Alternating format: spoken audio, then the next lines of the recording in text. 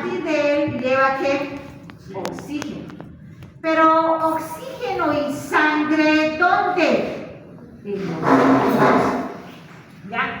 Entonces, todo lo que acontece, que si yo en el caso, voy a poner, disminuye el flujo de sangre, obvio que va a hacer que disminuya ¿qué? La oxigenación. ¿Dónde? En el tejido. Y esto puede ocurrir dos cosas. ¿Qué cosa? Al disminuir el flujo de sangre y al disminuir la oxigenación, el tejido va a estar en un estado de ¿qué? De hipoxia, ya, aquí estamos hablando de hipoxia, de isquemia, ¿no es cierto? Pero ojo, doctores, ¿qué ocurre? Esto hasta ahí sería lesión celular, si te estás dando cuenta. Hasta ahí sería lesión celular. Pero, ¿y el otro? ¿Qué pasa? Cuando el flujo de sangre, ahora al contrario, cuando el flujo de sangre aumenta, no quiere decir que aumente el oxígeno, ya, ok, va junto, ¿verdad? ¿Qué ocurre? Ese aumento tendrá que sumarse otro mecanismo. Para que cuando yo hable aumento, yo tengo que sumarle que otros factores que hagan y activen, ¿qué cosa? La coagulación. ¿Ya? La coagulación. Y entonces, ¿qué va a pasar? A mayor flujo de sangre, tendría que ver qué cosa, un mecanismo físico en los vasos sanguíneos que alteren ¿qué? El flujo de sangre. Por ejemplo, si un vaso sanguíneo, una safena, me estoy hablando, una safena, ¿qué puede ocurrir con esa safena? Empieza a perder su elasticidad. Uy, perdió la elasticidad. ¿Perdió qué cosa? Su resistencia. Al perder esos dos componentes físicos en este caso de ese vaso, ¿qué va a ocurrir con la sangre que transcurre en ese vaso? Va a empezar tal vez a bajar el flujo, pero ojo, ¿qué va a pasar con ese flujo? Se va a volver turbulento. ¿Ya? Si la safena pierde elasticidad y pierde, ¿qué fue lo otro que dijo? Y resistencia, ¿por qué perdería flujo si el vaso está aumentando su diámetro o su calibre? ¿No hemos dicho que va a perder? Puede ser que disminuya, hemos dicho. Y ahí entra la tríada de bicho. Lo que me refiero a, si la safena pierde elasticidad, es una vena, ¿no ves? Si ella pierde elasticidad, se va a hacer más grande, ¿no? Tortuosa. Y tortuosa. Y pierde su resistencia, yo creo que el flujo aumentaría en vez de... Claro, no hemos dicho, le corregí a su compañero, más que pierde, aumenta, le dije. Entonces, al aumentar ese flujo, ¿qué es lo que va a pasar? Esa sangre que va a correr va a empezar a crear una turbulencia, tratando de compensar la presión que ella por su naturaleza está pasando para pasar por los vasos sanguíneos, ¿correcto? Entonces, de ahí hablamos de la tríada de Bichot. ¿Y qué dice la tríada de Bichot? La tríada de Bichot dice, primero, tiene que haber lesión, ¿qué cosa? Endotelial, ahí está, ¿ya? El endotelio, la capa íntima, dependiendo de qué vaso estoy afectando, ¿ya? Segundo, la hipercoagulabilidad, ¿ya? Y tercero, en este caso, flujo sanguíneo anómalo. Y cuando digo anómalo, aquí estaría hablando de la turbulencia. ¿Ya? Entonces, ¿qué? Ojo, doctor, cada vez que ustedes piensen en el caso que un vaso ha perdido su elasticidad, su estructura al fin y al cabo, ¿qué es lo que va a pasar? Inmediatamente se va a activar. No es un mecanismo, doctores. Es un mecanismo que va a jugar con tres cosas al mismo tiempo. Al causar una lesión, lo inmediatamente como respuesta nuestro organismo va a causar un aumento de la estabilidad de la formación de coágulos. Y que a eso le llamamos hipercoagulabilidad. Y obviamente, ¿qué cosa? El flujo que viene trayectándose sobre ese vaso anómalo al fin y al cabo, que va a causar un flujo también que anómalo, turbulento, causando que haya que a mayor choque de la sangre sobre el vaso malo, puedo yo activar inmediatamente ¿qué cosa? La formación de coágulos. ¿Está claro? ¿Cuál? La formación de coágulos. Bien. Eso por una parte. Ahora fíjense, doctores, que esto es todo esto, ¿no? Todo esto va a llevar prácticamente a formar un coágulo. Y para nosotros, para Rubin te dice coágulo, dejarlo afuera. Para nosotros va a ser ¿qué? Un trombo. ¿Ya? Ese trombo, doctores, ya es un coágulo, pero doctores, es un coágulo inestable muchas veces. Cuando te dice coágulo inestable, no se ha completado totalmente qué cosa, lo que está como resultado de la activación fisiológica de la coagulación. ¿Ya? Aquí ustedes van a escuchar en fisiología, y ya no más vamos a hablar eso de referencia de asignaturas. Fisiológicamente, doctores, hay una palabra en la parte del capítulo sanguíneo que dice, en este caso, hemostasia. ¿Ya? Para algunos, la hemostasia es el proceso en el cual forma ¿qué? Coágulos. ¿Ya? Para Robin te dice, creo que aquí estamos medio mal, te dice, ¿no? Y no estamos haciendo cuestión de personal de cátedra, ni mucho menos. Para Robin te dice que la hemostasia, para él, lo considera que la hemostasia es el proceso fisiológico donde él mantiene constantemente la sangre ¿qué? Líquida. ¿Ya? Pero esa hemostasia normal que está constantemente manteniendo la sangre líquida, te dice, si yo le pongo mi factor como patólogo, voy a decirlo así, como factor, en este caso, la cría del lechón, me va a llevar que esa hemostasia pierda su equilibrio y la sangre va a aumentar en su viscosidad. ¿Causando qué? Un trombo. ¿Está claro? Bien. Ahora, ese trombo, doctores, ¿qué puede pasar? Aquí, doctores, juega un papel importante la física. ¿Ya? A pesar que hay un trombo, doctores, algo que está prácticamente interrumpiendo al flujo de sangre, ¿qué es lo que va a pasar? Aumenta la presión ¿de quién? De la sangre, tratando de vencer, vamos a decirlo así, ese coágulo que se está formando. No estamos hablando de toda la sangre, estamos hablando es como un tren, perdón que lo diga, un tren. Un vagón solamente ha parado, pero el que para el vagón, se van a empezar a agregar otros vagones. No sé si estoy siendo muy ejemplado en ese sentido. Pero ¿qué te dice? Pero ¿y eso qué importa? Porque ¿qué va a pasar con el vaso? Va a aumentar también su fuerza, su resistencia, y peor si estamos hablando de que está mal ese vaso sanguíneo. ¿Qué va a pasar? Puede romperse y fragmentarse y todo. Y esa fragmentación por aumento, miren, de la presión, ¿sí? ¿Qué es lo que va a dar como resultado? Un émbolo. ¿Ya? Y ahí ustedes van a decir que el émbolo es conceptualizado como un fragmento de un trombo, o escuchen eso, también lo conocemos como un trombo secundario. ¿Okay? Un trombo secundario. Ya entonces te dice, caray, por ese aumento de esa presión puede ser que la misma sangre que está apenas consolidada, ¡pum!, puede fraccionarse, y ese émbolo es el más pequeño, ¿ya? Y ese más pequeño puede pasar, doctores, una vía que puede pasar prácticamente y llegar hasta vasos cerebrales. O sea, miren esa capacidad, y tan pequeña que ni nada le interrumpe porque es mucho más pequeño. ¿Ves? Ahora, miren, dentro de los émbolos, doctores, hay ciertos tipos de émbolos, ¿ya? Que dentro de vamos a decir, de la resistencia y la presión que está ejerciendo en el vaso, dependerá mucho de qué. Por ejemplo, obvio, estamos hablando de émbolos de solo qué, sangre, y de ahí el término de trombos ¿qué? Secundarios. Otros pueden ser ¿qué? De líquido, ¿ya? Y ahorita les voy a mostrar en este caso, ¿de líquido? ¿Qué líquido, doctora? Volvamos a la ley física.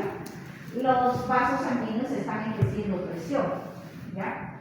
Pero, ojo, doctores, puede ser que una presión que haya una resistencia de otro líquido sobreagregado puede causar ¿qué cosa? Una encapsulación de ese líquido. El caso es del líquido amniótico. Yo más que más 1000 palabras les voy a mostrar este video, me lo explicar todo. Es el líquido amniótico. ¿Listo? Vuelvo. Émbolo de líquido puede sacarse líquido amniótico. ¿Por qué? Porque por el vaso hay una presión y ¡toc! Lo encapsula. Listo. Segundo o tercero, grasa. Grasa. Como ustedes saben, y lo he repetido muchas veces, en la sangre no solamente hay sangre como elementos figurados, sino también que hay moléculas de glucosa, moléculas de ¿qué? De grasa, y ahí es esta. Cuando excede, en este caso, moléculas de lípidos, ¿qué hacen esas? Chocan sobre la pared de los vasos y quedan apegadas, vamos a decirlo así. Este apegado puede ser por la resistencia y la fuerza que está ejerciendo el flujo, la vuelve a atrapar y la encapsula. Y puede viajar el émbolo de grasa por donde quiera. ¿Ya? Otro. Esta es grave, doctores. El de gases. ¿Ya? O si quieren, burbujas de aire. ¿Ya? Y aquí voy a comentar algo, doctores, que para que les interesa. Doctores, y no quisiera que lo anoten como que mil maneras de morir, porque el estudiante de todo se agarra y empieza a anotárselo esto. Pero ¿qué pasa, doctores? Estoy hablando algo realmente peligroso. Para nosotros y para que ustedes tengan conocimiento. En medicina le tenemos que hablar todo, y a mí me tocó la parte 2 veces que voy a hablar, esta es la primera vez, de que puede ocurrir por una resistencia uno de estos cosas más severas. ¿Ya? Volvemos a la ley física. Acuérdense, todo lo cerrado, en este caso el vaso sanguíneo cerrado, está causando que una presión doble de la resistencia del propio vaso y la resistencia de la fuerza que ejerce el flujo de sangre. Bien. ¿Qué pasa? Que si en la circulación, en ese flujo, es añadido aire.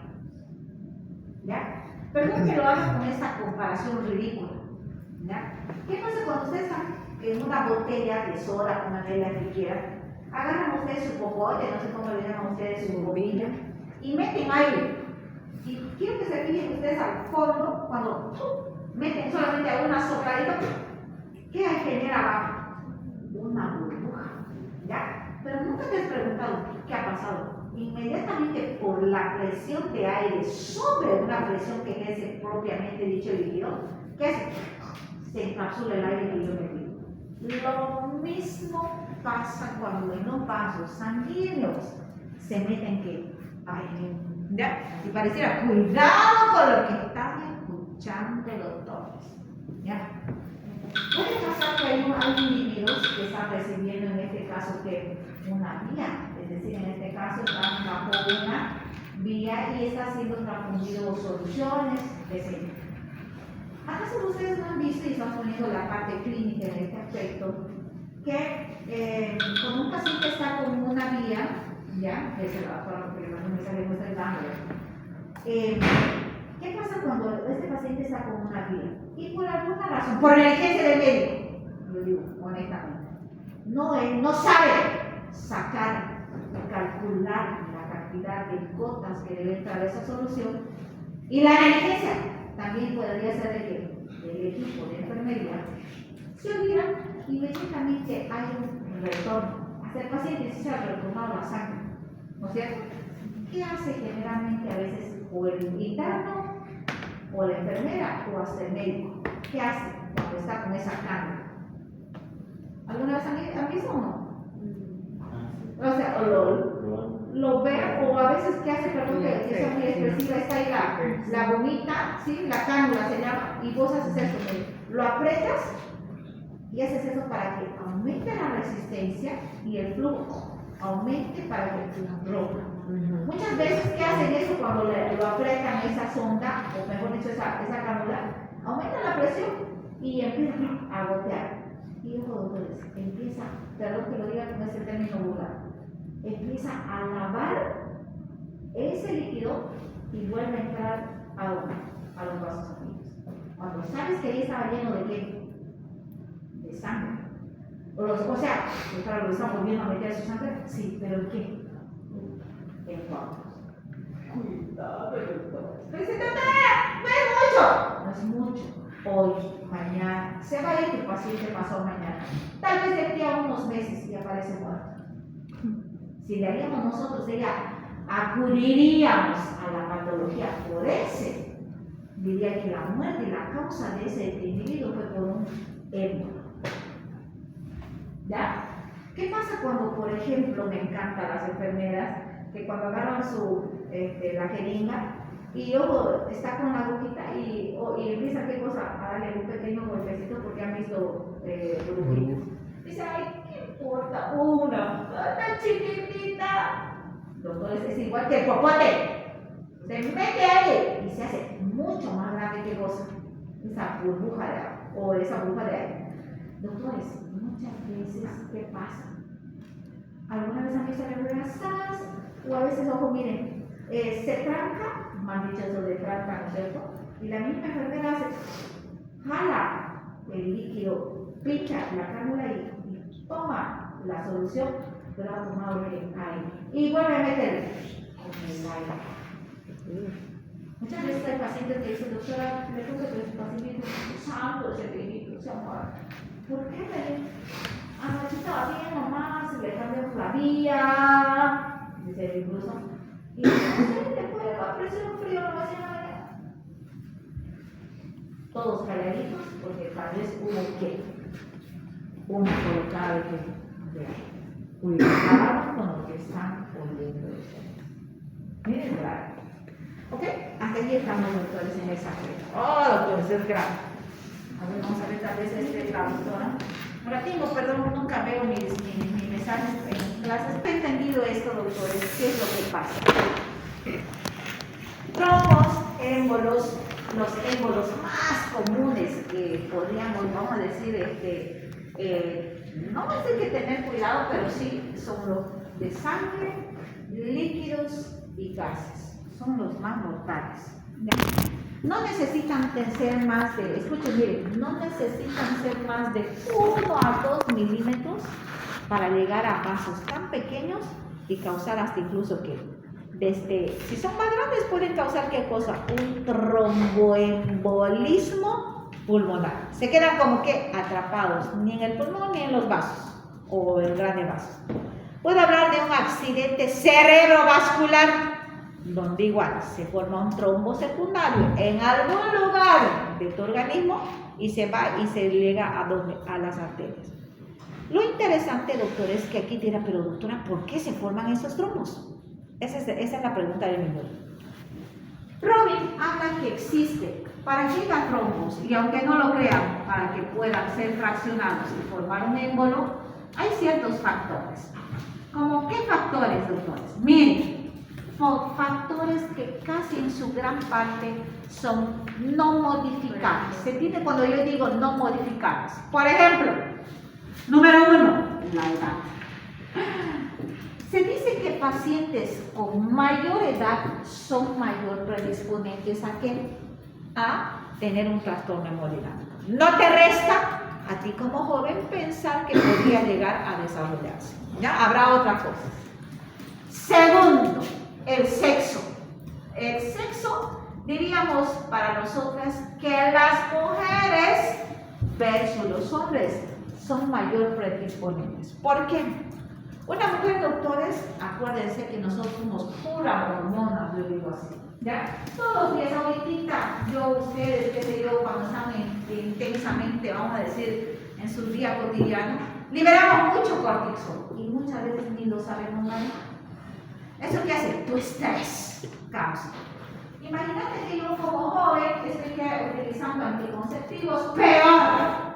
Agregas, ¿qué cosa? Hormonas a las hormonas que ya tienes por demás. ¿Qué hacen, doctores? El peor enemigo para nosotras las mujeres es utilizar anticonceptivos, en este caso con hormonas. Y las hormonas me pueden provocar que haya una prótesis. Ahí está el detalle. Tercero, ahora miren, esos serían como no modificables. Eso no se lo puede modificar. Pero dentro de los no modificables. Ahora los modificables. 3. hábitos. ¿Ya? Y cuando yo digo hábitos, yo debería decir qué cosa. Sedentarismo. Muy bien, sedentarismo. Y eso que te voy a decir, doctora, yo no necesito hacer ejercicio camino de aquí para allá, digamos.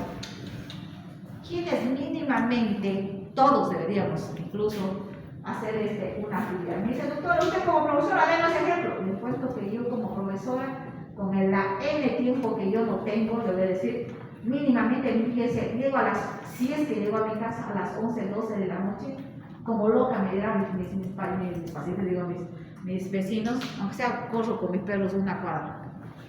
Si no, imagínate cómo estaría yo. ¿Ok? Entonces, ojo, el hábito, el sedentarismo ha sido una de las cosas más mortales que ha existido en nuestro campo para que yo deteriore a estas enfermedades. Segundo, hábito, aunque no lo creas, alimenticio. Ya, que dentro de la alimentación, que exceda, doctores, hay un exceso de hidratos de carbono más exceso de ¿qué? De grasa. ¿Ya? Sí, ayer le preguntaba a una muchacha que nos encontramos casualmente y me dice, ¿qué estás comiendo? Doctora, estoy comiendo saludable. ¡Súper! Y veo, ¿qué estás comiendo entonces? Hamburguesita. Dice, ¿pero qué es saludable? Es que es light. Es light, pero ¿dónde está lo sano? Le digo, la tomate y la lechuga. Y nos pasa eso todos a nosotros. No vamos a entrar en detalles que todos los vivimos aquí.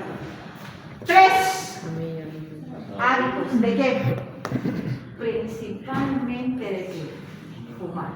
Y yo debería no decir fumar, debería decir vapear. Come chica. Ah, es comer chica, ahí está ignorante me he vuelto en eso de. No sé ni, de verdad detesto eso. ¿Ya? Detesto. Ojo, me dice, pero doctora, ¿por qué le tiene mala fe y usted lo dice que lo detesta el vapor? ¡Oh, doctores! Es que antes todos pensaban, miren, es irónico, ¿cierto? Estadísticamente. Individuos que son, en este caso, fumadores, antes que fumaban cigarritos, vamos a poner, están muriendo, listo, o murieron tal vez. Pero de viejos, doctores, de viejos, ¿ya? Pero ahora la persona que vapea, lo interesante es que se está muriendo de qué? Joven. Bueno, yo quiero morirme antes, siga vapeando, no hay problema. Listo, entonces ahí está. ¿El sueño influye? ¿Perdón? ¿El sueño influye? El sueño. Si tú lo quieres escuchar, que en el capítulo lo designa Robin, que es un factor que puede causar, no lo dice. Pero ojo, doctores, es una prioridad a pensar que el sueño restablece mucho desde el punto de vista celular, le da un descanso si quieren. Y ojo, doctores, bienvenidos hoy al mundo del no descanso. No sé, por ahí, algún de ustedes en clase están durmiendo, ¿no ve? Papito, no sé qué, tendrás que empezar a cronológicamente a decir solamente tienes que dormir 1 minuto, digamos, ¿no? Y de parado y a veces con los ojos abiertos, digamos, ¿no? Y ya descansé, digamos, ¿no? Entonces, doctores, eso que hace prácticamente, hace una inestabilidad desde el punto de vista fisiológico, que no es nuestro tema, pero dale bien. Bien, escucho murmullos, ahorita van a hablar. Entonces aquí será sedentarismo, alimentación, fumadores, y ahora escucho, ay, no puede ser. 4, enfermedades de base. ¿Ya? Cuando yo digo enfermedades de base, doctores, Diabetes. estoy hablando, miren, ¡ay, gracias! Diabetes, no me importa la 1 o la 2, cualquiera de ellas. Muy bien, HTA, y ahora escuchen, aunque no lo crean, por eso le digo, sigan vapeando, es lo último. EPOC. ¿Qué es el EPOC? Enfermedades pulmonares obstructivas crónicas. Un paciente que imagínate que tiene ustedes es asmático, así con ese cambiecito de clima. Y ojo, doctores, le dice, miércoles, soy esto, y vapeo más, puta, ya eres inclusive candidato para hacer algún tipo de problema de embolia pulmonar. ¿Sí? Hasta aquí estamos. Ahora me dicen, ¿dónde entra la obesidad? Como una enfermedad. ¿Ya? O sea, miren, obeso, hipertenso, diabético, como que yo digo así, 1000 maneras de morir. Y más el... Y más fumador, y es mujer todavía. ¿Te das cuenta, doctor? doctores, o sea, estos factores.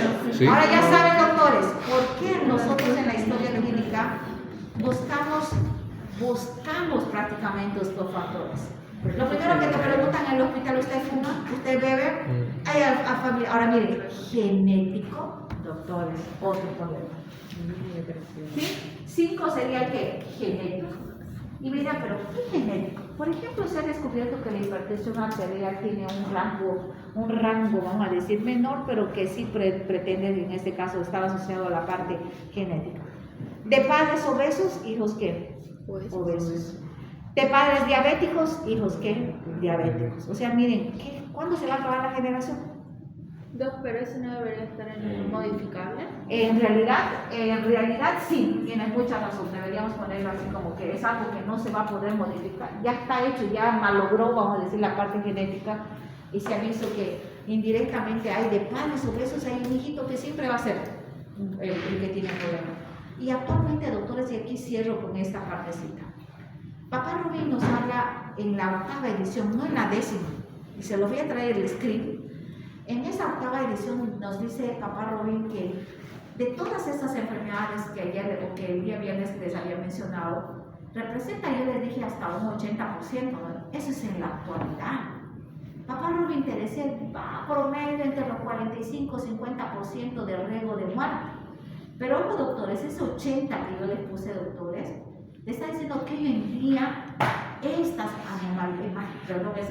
patologías están aumentando agresivamente. Pero ya no hay personas adultas, mira lo de la edad, aunque no son modificables, la edad, cuanto más, antes era más común, eran personas adultas. Ahora ya hay chiquitos, a mí me da pena cuando llegan al consultorio y dice, entra la mamá relativamente, no flaca ni gorda, por decirlo así, y el bebé tiene 5 añitos y dice, ay doctora, y el pobre hacía pelitas, ¿no? Y por decir, ¿qué número de pantalón utiliza su pequeño? 40 para un chiquito de 5 años. Y eso es lo que no han visto, doctores, que en la sociedad hay niños con más problemas de obesidad. A mí la otra vez me dijeron, doctora, ¿por qué no la otra vez me dice, ¿por qué no vamos a la como interacción social con sus peques de embreo? Vamos a los colegios. Le dije, vamos. Y cuando yo no pude ir porque estaba aquí en clase, los chicos fueron, doctora, los peques de los chiquitos de primero medio, doctora, te puso que nos tocó a mí. Fuimos a los chiquitos que estaban entre 5º y 6º. Había chiquitos obesos. Y había uno que tenía utilizaba lentecitos. Dice, por genética tiene que ver. Y nos dijo que su mamá era diabética. O sea, ese chiquito dice, ay, si llegara al colegio. Te das cuenta lo aberrante que está haciendo que en este día este problema. Y me dirán, ¿puede morir por infarto este bebé? Por seguro que sí, y es un trastorno hemodinámico. ¿Hasta aquí está claro, doctores? Bien. Ahora vamos a ver nuestros pequeños videitos que me han servido mucho.